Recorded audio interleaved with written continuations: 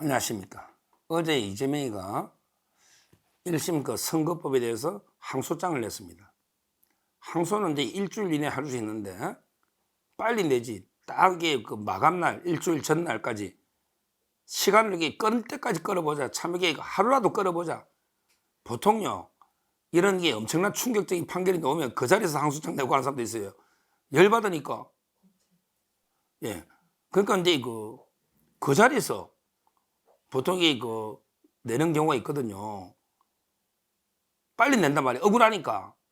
근데 이재명이는 천천히 끌다가 마지막까지, 왜? 시간 끄는 게 일단 중요하니까 마지막까지 끌었던 것 같아요.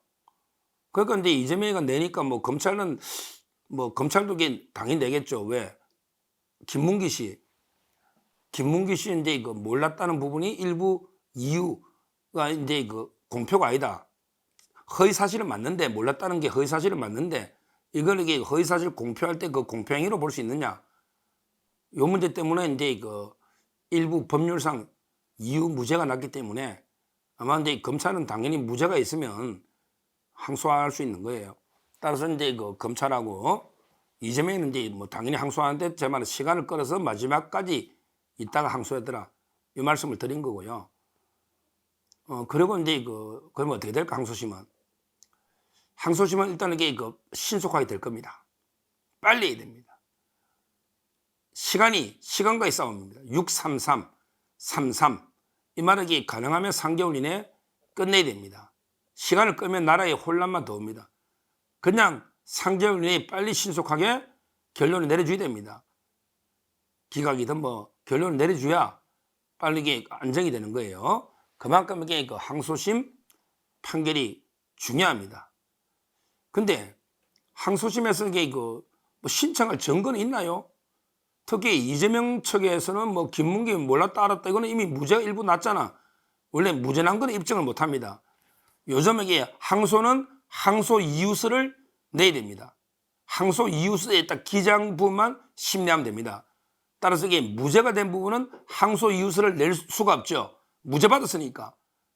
그러니까 이제 백현동 부분하고 그다음에 김문기 골프 친 적이 없다. 그 두 개에 대해서만 항소 이유서를 낼 거예요.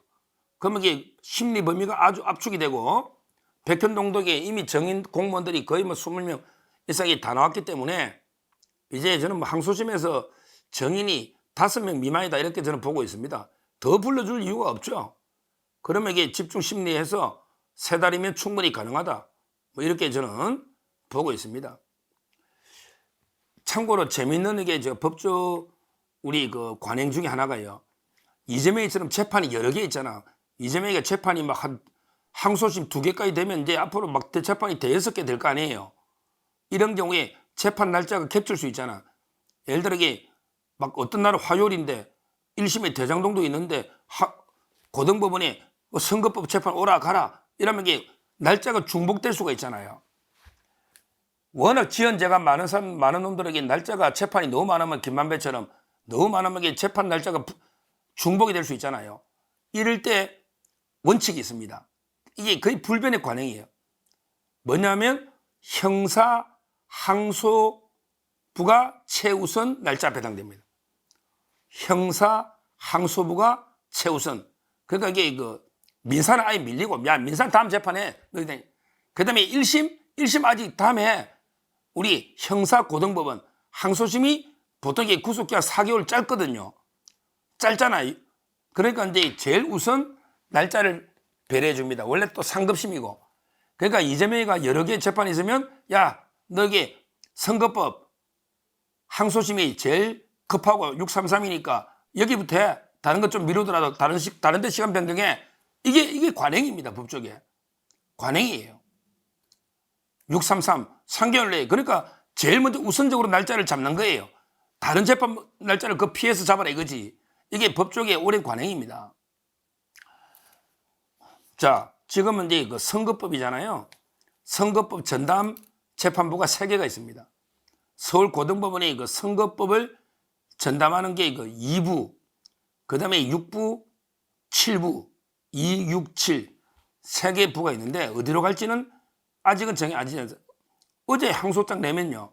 근데 한 시간이 좀 걸릴 거예요.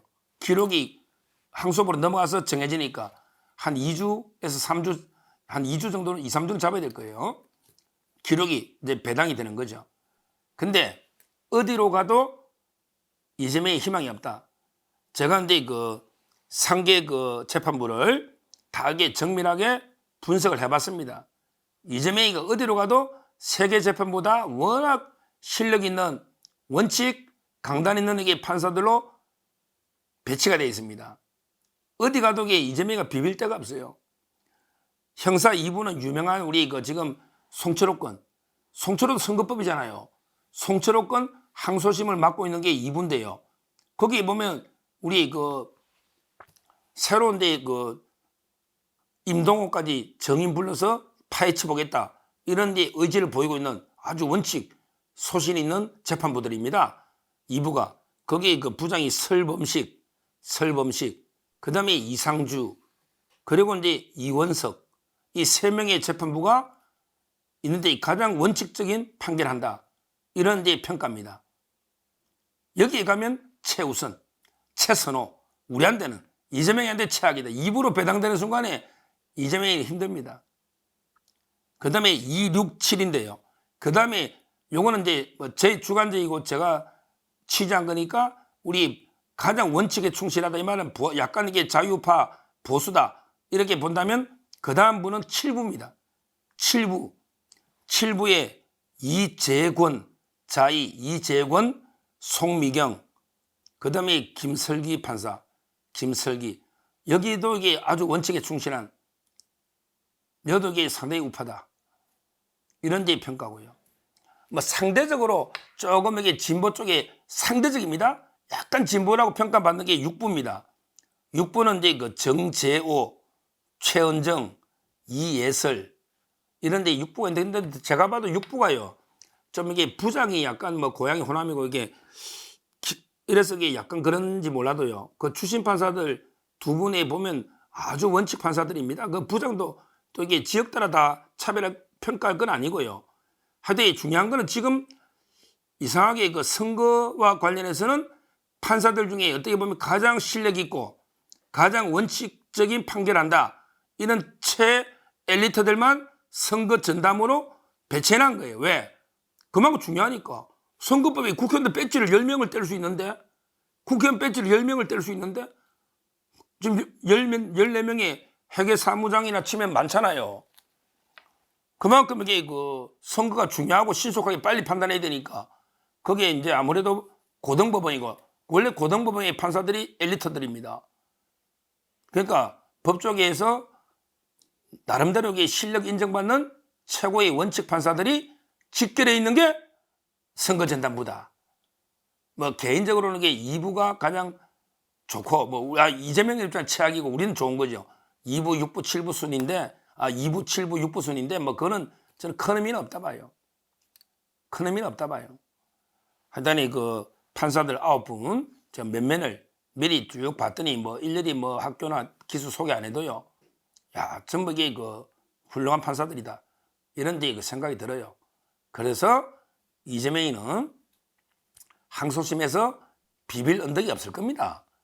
이미 정의는 다 불렀고 그 다음에 좀 다퉈볼 만한 김문기 부분은 이미 무죄가 나버렸고 아니 백현동하고 골프 친 거만 골프 친 거에 평가하면 되니까 그건 뭐 다툴 것도 없잖아요.